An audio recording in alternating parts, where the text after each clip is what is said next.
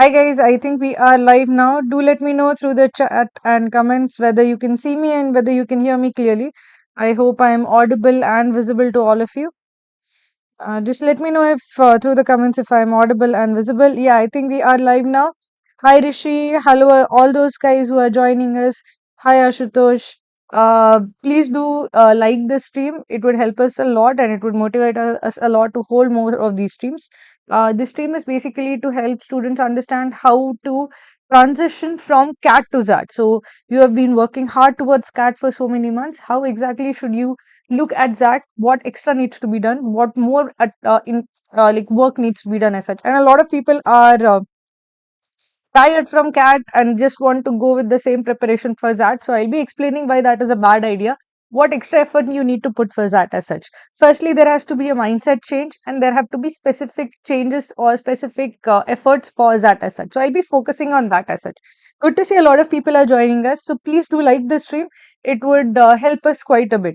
So the guys who are joining us, please just put in a comment in the chat on how you're doing, how you're going about your ZAT preparation and what exactly do you need in terms of that preparation. What are your specific doubts?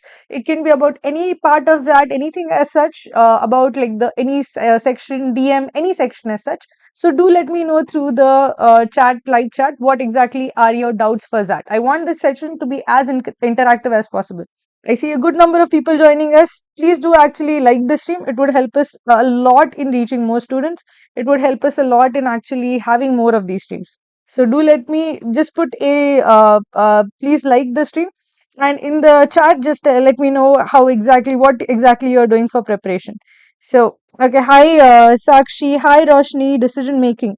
Ma'am, can we have daily targets for that like cat?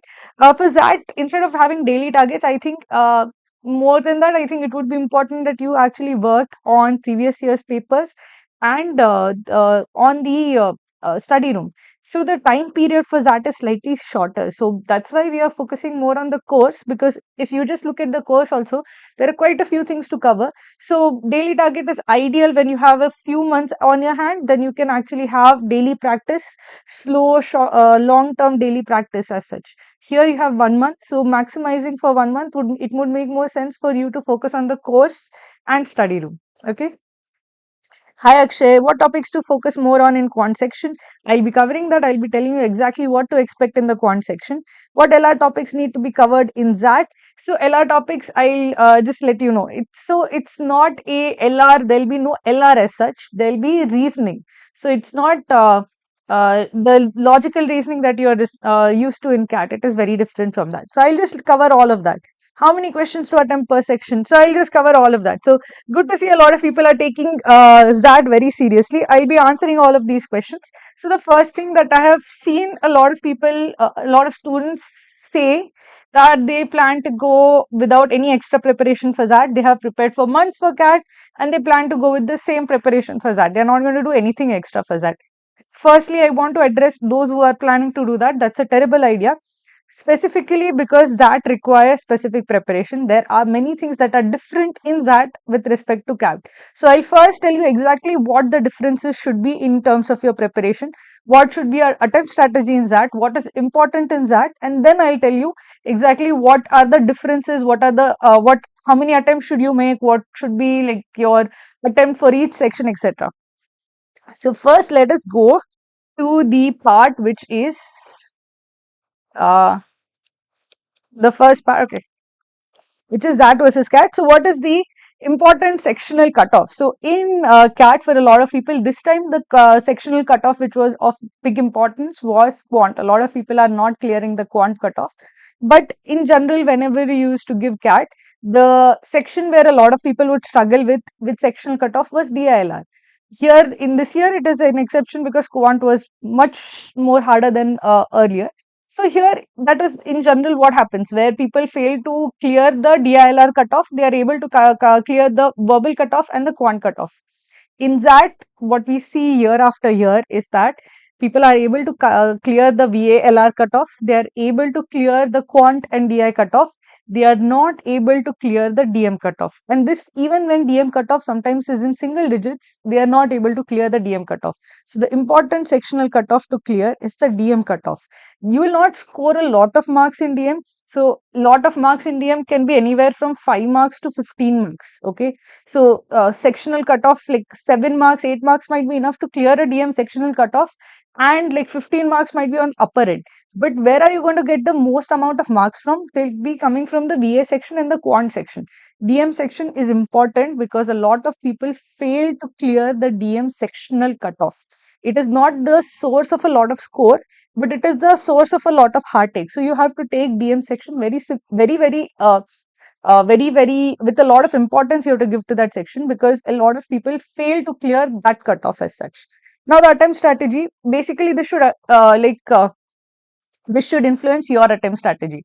In if you want to get like the goals that you have is that you should get a overall high score.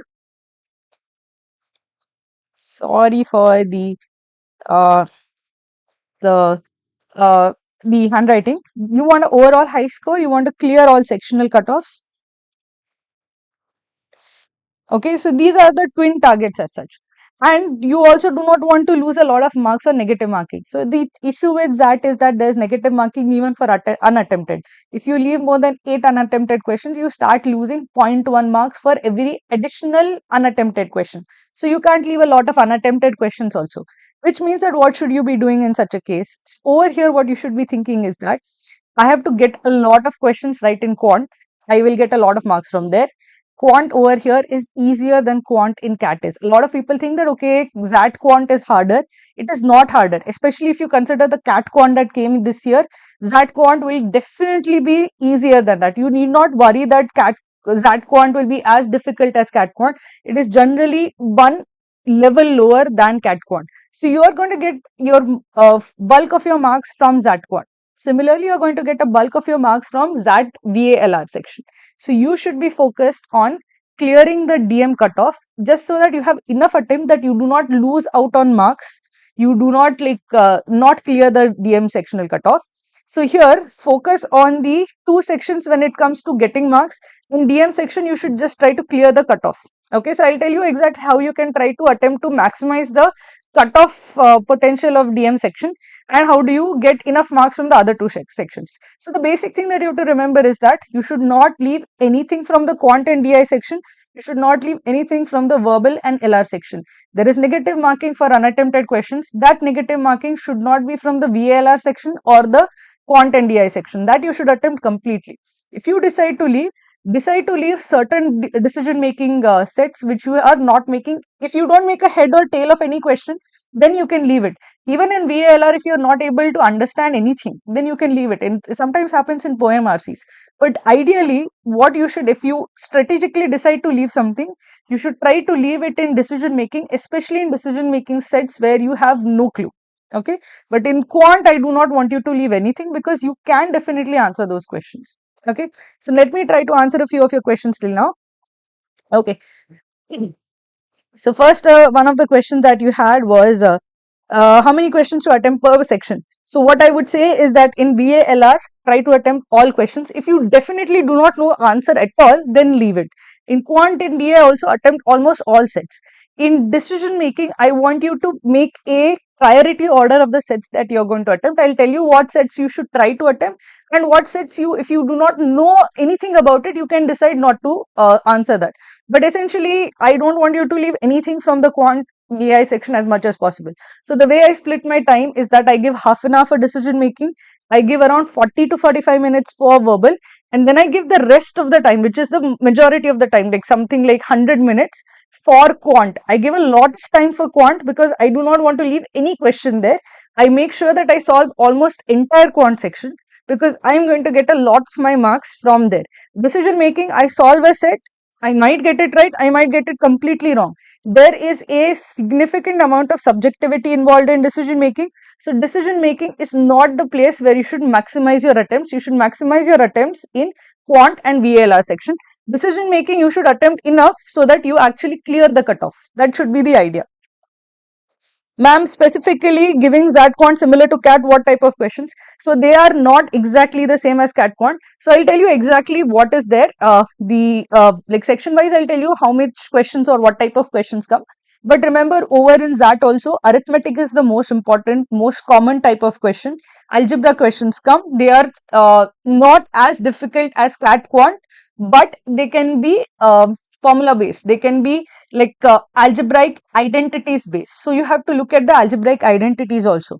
Here there will be questions even on trigonometric identities. So I want you to also take a look at the trigonometric identities also. The questions that will most of the questions, like 90% of the questions, will be easier questions from cat quant. So like ratio, work proportion, ratio and proportion, work, time, distance, all of these will actually be easier than what you see in cat quant. Definitely much easier than what came in cat quant this year. So arithmetic will be much more doable. That is the first thing that you have to remember. Second thing is also algebra is also more doable as compared to cat, but there might be some things which are based on formula. So a plus b plus c the whole cube, what is the formula for that? You have to essentially mug up some algebraic identities for that. The third thing that you have to remember is geometry will be more easier than cat quant, but might be slightly different. So in cat, coordinate geometry has not come for a long time. So many times coordinate geometry questions don't come, but coordinate geometry questions do come over here. So you have to essentially make like prepare yourselves for that. There will be trigo questions also, proper trigonometric identity questions, span of 75, etc. Such kind of questions can also come. So that is the different part that you have to essentially train for. But yeah, XAT quant is easier. XAT quant, you can solve all XAT questions. That is not something that you can do in cat quant. You can solve all XAT quant questions as such with some amount of preparation. So you should go with that idea that this has to be my area of strength. This is something that I have to crack. This I have to do very well in. Okay. What topics to focus more in the quant section? Arithmetic remains the most important part. Arithmetic, make sure you're very, very good at all arithmetic type of questions. Second is algebra. Geometry is third. Geometry on at times can be a bit harder because a lot of students are not used to algebraic identity, so they can be a bit harder. Remainder theory comes back. So many of you who did number systems and did not touch remainder theory, remainder theory is important in that. Remainder theory questions do come in that. So you have to brush up on remainder theory. Probability questions come in that. They do not come in cat quant. So you have to focus on that in that quant also. So there'll be some things which are extra, but in general, remember that quant, if you're scared of quant, especially after this year, that quant is easier, it is doable, it will be a scoring section, it will be a high scoring section. And if you see the toppers will be the ones who have done well in that quant as such. So remember that you have to do well in this section. If you have to do a overall high score, you have to do well in this section. Okay. What topics more to, okay, how many months of current affairs required for the GK section? So if you consider there is a split between static and dynamic questions, the dynamic questions are mostly from the last 1 year. So if you start from Jan of 2023, it should be fine. Okay, all the awards, books and etc. from Jan 2023 should be fine. So this is for dynamic questions. For static questions, you can't really say because that is like Constitution of India, anything can come as such. But dynamic questions, just look at the last 12 months, that should be enough. What will be the genre themes for essay writing? Mostly these guys give two types of essays this time. So there'll be one which is an abstract essay. There was one which was a GMAT style essay as such. So they are also changing according to time. So you will have something which is more abstract. There'll be something which is more concrete also. So you have a choice as to which essay you have to write. In general, if you are able to write essays, I would say that the abstract essay gives you more freedom. A lot of people don't know how to write abstract essays. So they feel that if it is a poorly defined topic where you are given like a very open-ended indication, it's difficult for some people to write. But generally, I find that if you define in an abstract essay, you define the context, you define, okay, this is means in this context, it means this, you can easily write an essay. I'll do a proper stream on essay writing because that requires a separate stream. But in general, there are choices. One is an open-ended abstract kind of a theme. The other is a more business context theme. How many questions to attempt per section? So I answered that.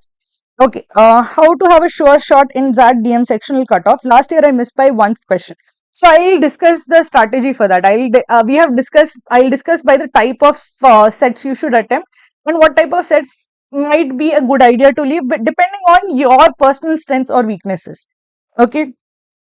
I have heard there are negative marks for attempting more than 8 questions. So could you please mention with the XAT attempting strategy? So this is true. If you have more than 8 unattempted questions, you get minus zero point 0.1. Now in this case, think of it in this way. You are sure you do not know the answer. You have no idea about the answer. There are 5 options. Then it is minus 0.25. So it doesn't make sense. You would rather take the minus zero point 0.1. But it should mean that unless you are like, if you have even narrowed it down to like 2 options, take a guess, because if you have narrowed it down to 2 options, it is still worth it rather than getting that minus zero point 0.1 by default as such. Now it also means that try to solve a lot of quant questions, try to solve the entire VALR section. In DM, when you have absolutely no clue in certain sets, when you feel that I can't even narrow it down to 2 options also, then you should rather take the minus zero point 0.1 as such. In quant questions which you have where you have no idea, you can't solve at all, then take the minus zero point 0.1. In VALR, if you are like sure between in RC's close, RC's as such, if you are confused between 2 options, take the chance, because rather than taking that minus zero point 0.1, you would rather take the chance that you are correct at it. If you are in grammar, you have no idea about that grammar, then take the minus zero point 0.1. If you are able to guess that this is this one, at least one of the 2 sentences you are able to figure out this is incorrect, then you should try to at least attempt it. So after some point of time, basically I would say that VALR and quant, if you are not able to answer the question, it is a directly you will have to take the unattempted list. If you are able to narrow it down to 2 choices at least, then try to attempt it, because even if you have narrowed it down to 2 choices, it is better to attempt and get the minus zero point 0.5, 0.25 in like half of the cases, rather than directly get the minus zero point 0.1 for not attempting at all. Okay. How to clear VRC sectional cutoff? So as I would suggest, see, I'll go to the each section right now. So let's go to each section. So VALR section. So here, what is extra in the VALR section which is not there in CAT? So you have the questions on grammar and vocabulary. And grammar and vocabulary questions. Vocab questions come as part of analogies. They come as part of fill in the blanks. Vocabulary questions are sometimes difficult to answer. If you do not know the word, it is difficult to answer, because you can't really guess at the meaning of the word without it sounds like it's a blind attempt as such. Without like understanding anything, you've just blindly marked an answer, but that is not the case. Sometimes you can make intelligent guesses as to the relationship between the words. For example, in analogies, sometimes I do not know the meaning of the word that is given in the question, but in the options I am able to see that okay, there is a synonym pair, there's a synonym pair, and there's one antonym pair. So if I'm able to figure out that 4 synonym pairs are there and there's one antonym pair, then the vocab answer would be the one which is the odd one out. So sometimes you can use things like this to answer the vocab questions. Grammar questions, I'll tell you, there are literally a set of rules that have to be followed.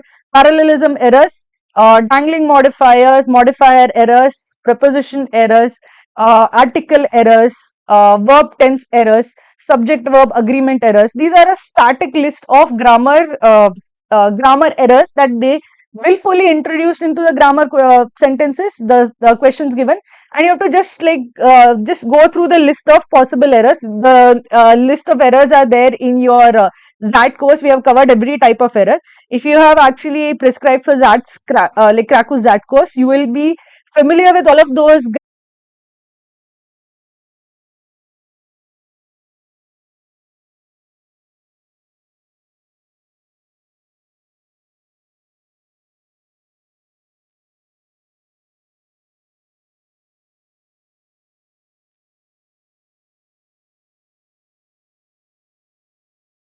Hi guys, are you able to see me and hear me? I think we got disconnected in the middle.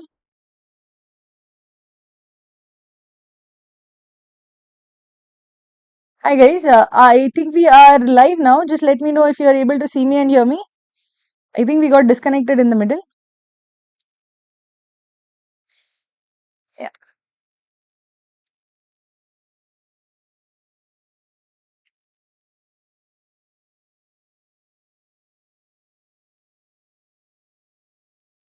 Okay. I think we are live again. Okay. Okay, cool. Thank you so much. Okay. So guys who have joined us, I hope you guys, yeah, sorry. So we got disconnected in the middle. Sorry about that. Those who have joined us right now, please do one thing. I would request all of you who have joined the stream, please like the stream. It helps us quite a bit in reaching more students. So please make sure that you like the stream. So yeah, I was saying that in critical reasoning, this is generally on the easier side. Okay. So make sure that you definitely prepare for grammar questions. If you prepare, you will be able to answer. Vocab, sometimes you will be able to answer, sometimes you will not be able to answer. Critical reasoning, I want all of you to answer these questions. These are very doable. The RC questions, the RC passages are shorter, they are easier to read, and definitely the RC questions are easier than CAT. So I want you to be able to do that. OMRC. OMRC is a bit of a googly. Many people are able to do it, many people are not able to do it. I won't insist that you do it because sometimes there is some amount of subjectivity involved. But critical reasoning, RC, grammar questions, I definitely want you to be able to do it. Okay, so this is what you have to look forward, and this is what you have to ace in the verbal section.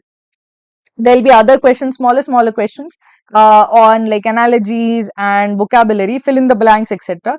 But if there is fill in the blank questions, you are able to find out the correct word pair, you will fill it. There are parajumbles. Parajumbles also, I will say one more thing with parajumbles. Parajumbles here are tricky and difficult. They are harder than in cat quant. Even though options are given, generally parajumbles in that are tricky. The reason why I say they are tricky is sometimes that the order that is given is not very intuitive. It is difficult to get to. If you are able to figure out the correct order, definitely attempt it. But these in general are harder than cat quant as such. So I generally make sure that I do the grammar questions well, the CR questions well, the RC questions well. Poem RC I try to attempt it, but I know that sometimes it goes correct, sometimes it goes wrong. I do the vocab questions whenever I know the words meaning. Sometimes if I do not know the word meaning at all, then I have to leave it. But PJs, I know from experience, from giving it for so many years, the PJs are very tricky. Sometimes I'll tell you in that PJs, the actual PJ key does not even match the original source. Okay, so even if you go back to the original source and you see that the lines were in this particular order, sometimes it doesn't even match that in the actual ZAT key. So PJs are very tricky. You should still attempt them. If you are sure of a logical order, you should definitely attempt them. But remember that PJs are on the trickier side.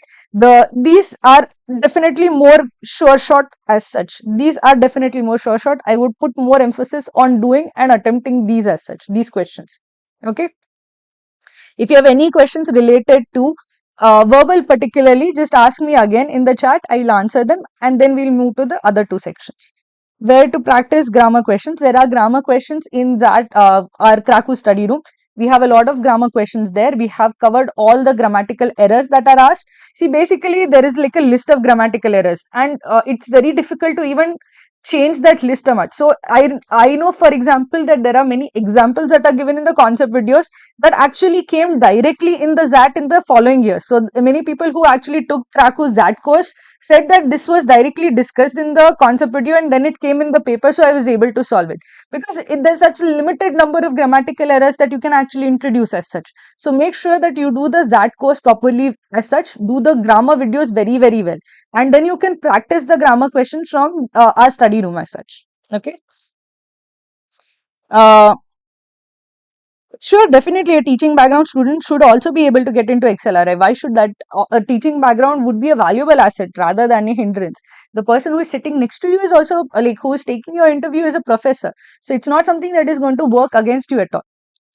Okay, how to increase accuracy? I have been able, I have done many of them, but unable to increase accuracy of what, Megha? Which question, type of question? Um, I face a problem with philosophical RCs. Any suggestions how to tackle them? So philosophical RCs, basically what I suggested is that whenever the RC is difficult to read, so philosophical RCs are difficult to read. They are packed with meaning. They are difficult to read also because the language is a bit more complex. So you should break it down into smaller and smaller parts. If the passage is this big, okay, say that okay, I'll just read this much and write down the main point. I'll just read this much and write down the main point. This much and write down the main point. So when you do that, right, it reduces the amount of load on your brain, especially when the each sentence is difficult to read. This is something that I have seen help me. Another thing to remember over here in XAT RCs are the XAT RCs can be philosophical, but they'll be short. They'll be 300 to 400 words only. So do not worry about RCs over here. They'll be mostly they'll be readable and they'll be very short. They won't be long philosophical RCs at all. Okay. So let me go if you no one has any particular questions. Okay, RCs.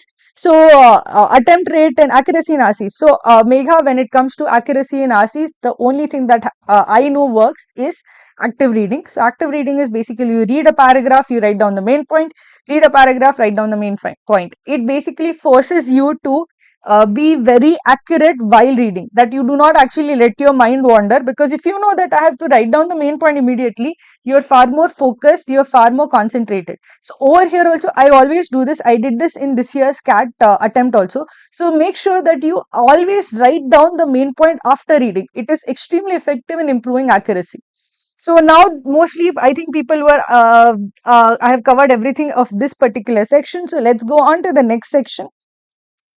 Okay, which is the DM section. So what should be the idea? What should be the attempt rate for the DM section? So there are things that I particularly look forward in the DM section. There are scheduling sets or quant based sets as such.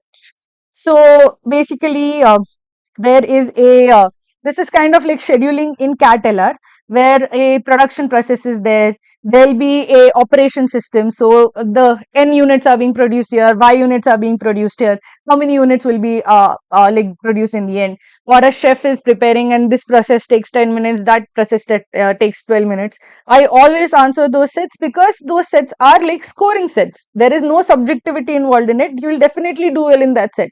So definitely always attempt them. So I'll put this in the order of preference as such.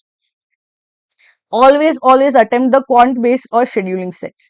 The next type of sets, if there is a team selection set, again a LR kind of a set, again it will be, there will be no subjectivity involved in it. It will be a proper team selection set. If it ever comes, you should definitely attempt it. There is a low probability of this occurring, there is a high probability of this occurring.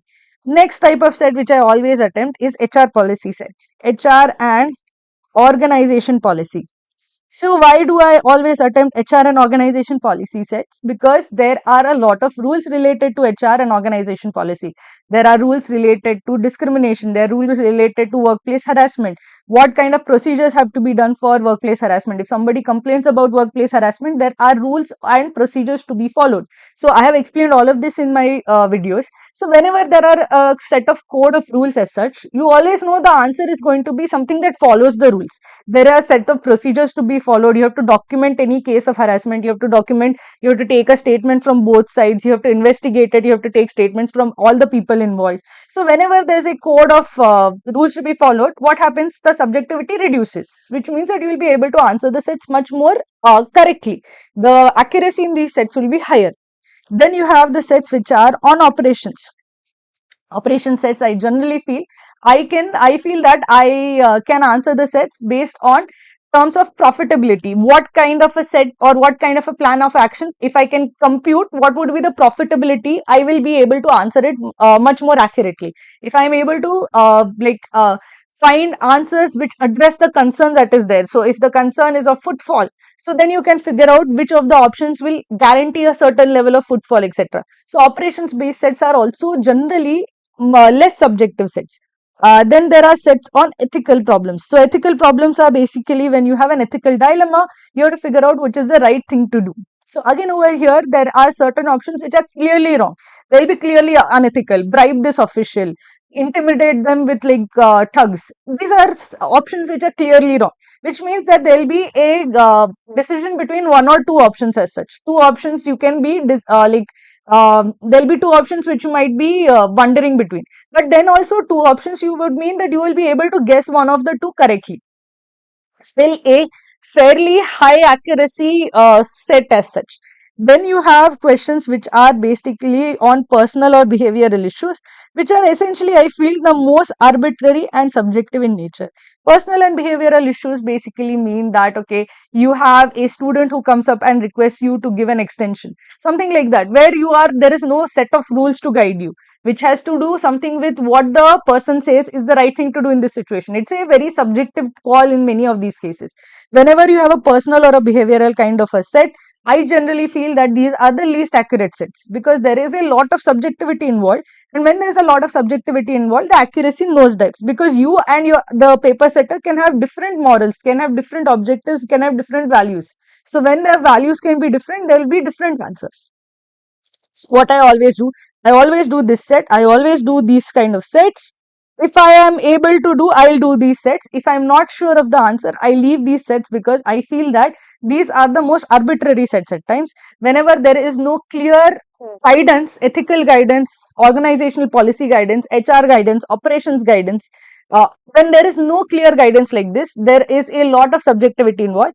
When there is a lot of subjectivity involved, if there are sets where clearly there are options are clearly wrong, like bribing somebody or making somebody pay for something that you are using.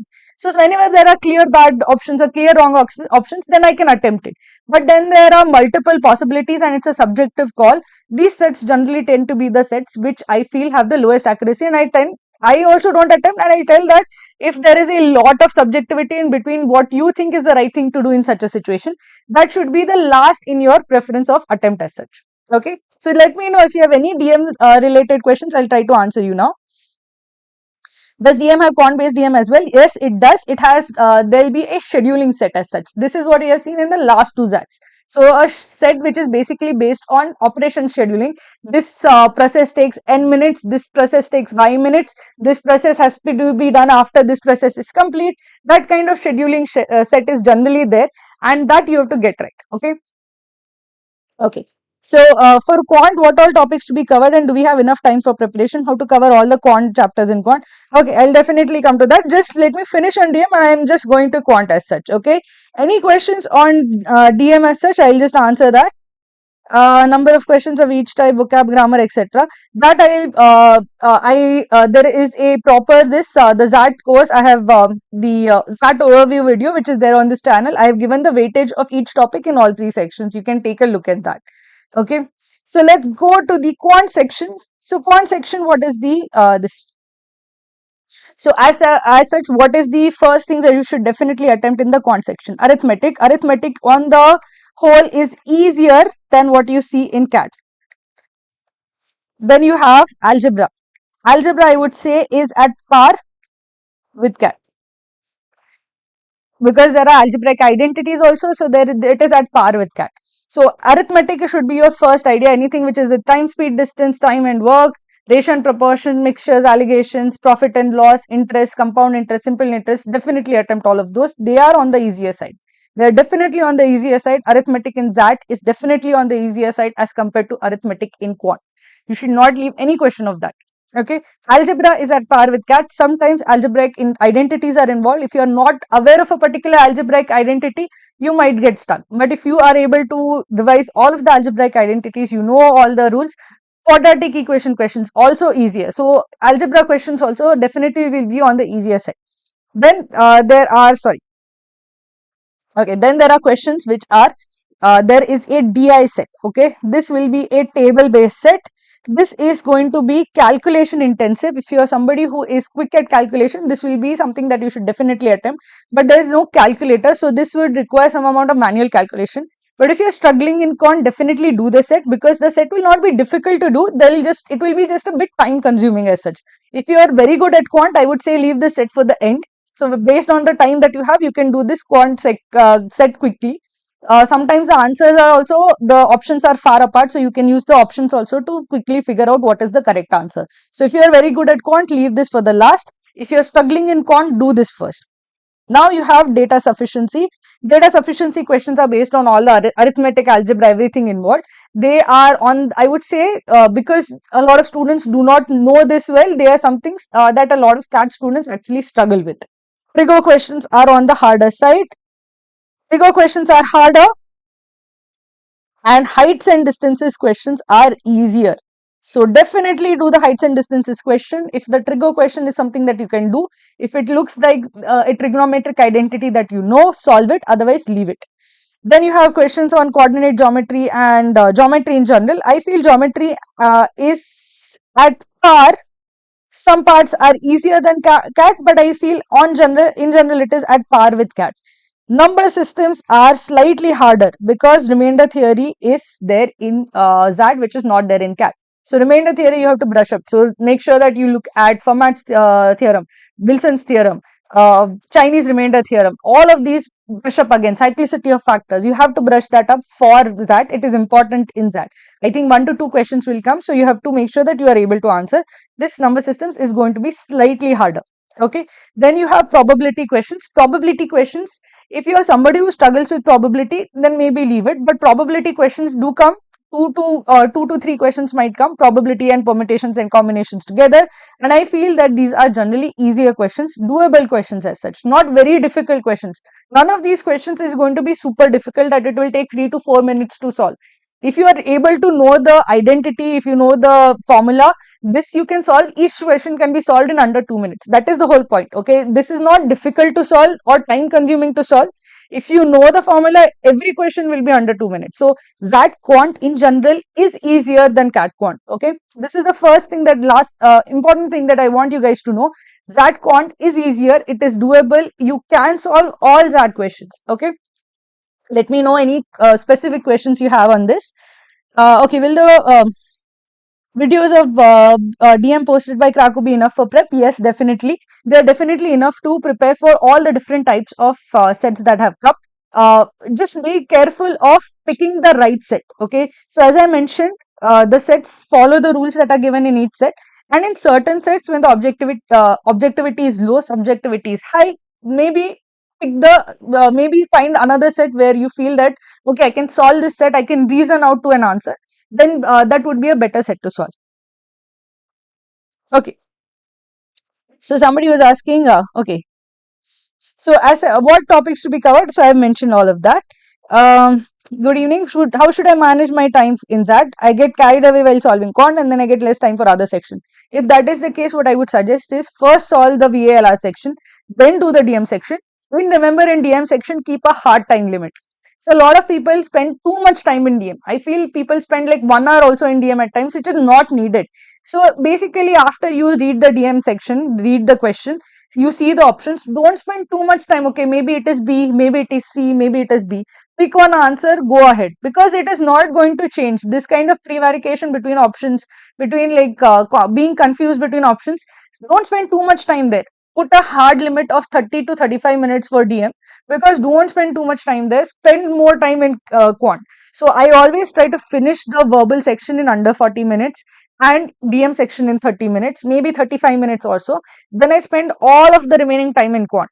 So I would say, if you're like disposed to spending too much time in quant, leave quant for the last. But still, you should spend more time in quant than the other two sections, because ultimately what is going to happen is that you spending 1 hour in DM is not going to improve your DM score, because ultimately there's some amount of subjectivity involved. You will end up picking B and C will be the answer. Even if you spend 5 minutes thinking why should be the answer and C should not be the answer, still it is depends on whether your wavelength matches with the wavelength of the paper setter. So there, that spending extra time is not going to give you any return as such. Okay, so always put more extra time for quant.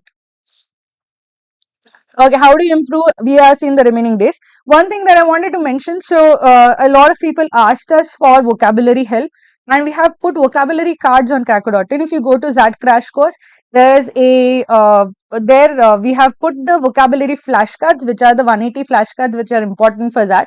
Do use those. That will definitely help you with vocabulary. For grammar, there are a list of errors that you have to prepare for. So do go through the grammar videos for from the crash course.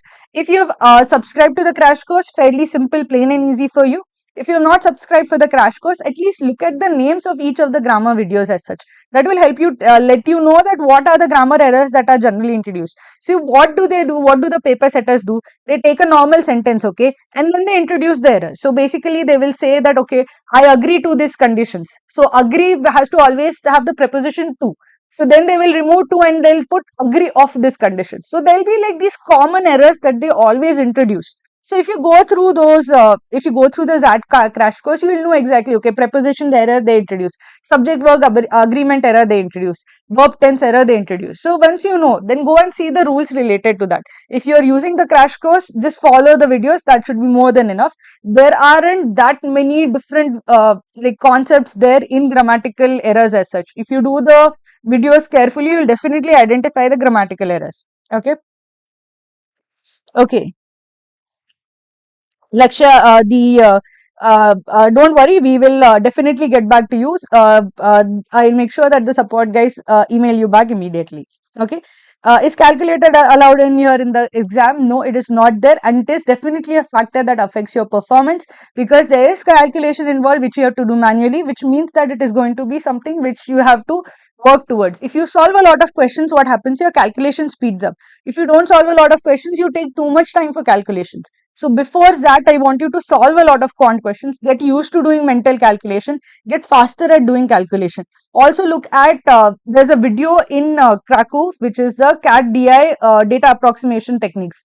Do see that it is extremely important for that, because in that data approximation techniques for DI table is very, very important, especially when you have like percentage change, rate of change, etc. How to quickly do division, how to do division when you have like say 912 in the denominator, what do you do? So those kind of techniques are very important. Do definitely see that video.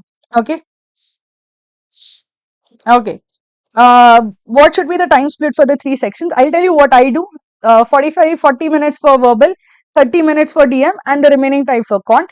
But the big this over here is that I generally do very well in verbal. It's a strength of mine. So with that limited time, I'm able to clear the do well in that.